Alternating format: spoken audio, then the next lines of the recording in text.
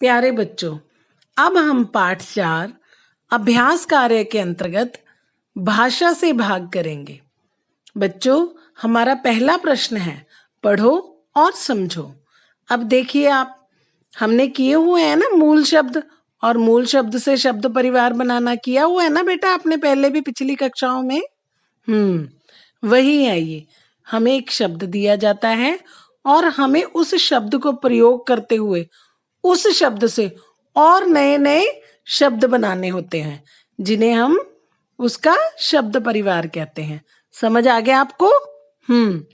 हमारा पहला मूल शब्द है प्राण। तो सोचिए आप, प्राण से क्या क्या शब्द और बन सकते हैं? प्राणी, प्राणवान, प्राणहीन। शाबाश बच्चों, हमारा दूसरा शब्द है जीव। तो जीव को प्रयोग करते हुए और नए नए शब्द सोचिए। यहां दिया है जीवन, सजीव, जीवित। ठीक है, आगे देखिए हमारा तीसरा शब्द दुख। दुख को लेकर आपने इसी को प्रयोग करते हुए और नए नए शब्द बनाने हैं।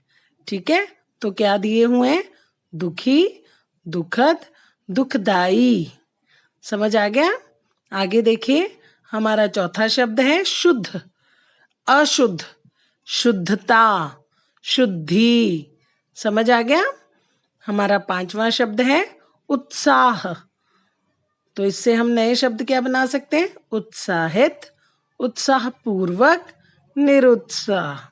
ठीक है, समझ आ गया आपको? निरुत्साह होता है बिल्कुल जो जिसमें उत्साह ना हो।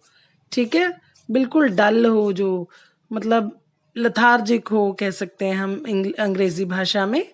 ठीक है, उसे हम कहते हैं कि ये बिल्कुल निरुत्साह है। देखो, कोई उत्साह ही नहीं है काम के लिए, कोई जोश नहीं है ना?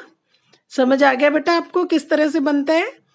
हाँ, हमें मूल शब्द देखना होता है और उस मूल शब्द को प्रयोग करते हुए उसी तरह के नए नए और शब्द बनाने होते हैं। ठीक है बच्चों, यह कार्य आपकी पाठ्य पुस्तक में दिया गया है, तो आपको इसे सिर्फ समझना है, इसे अपनी कार्य पुस्तिका में नहीं करना। समझ आ गया बेटा आपको?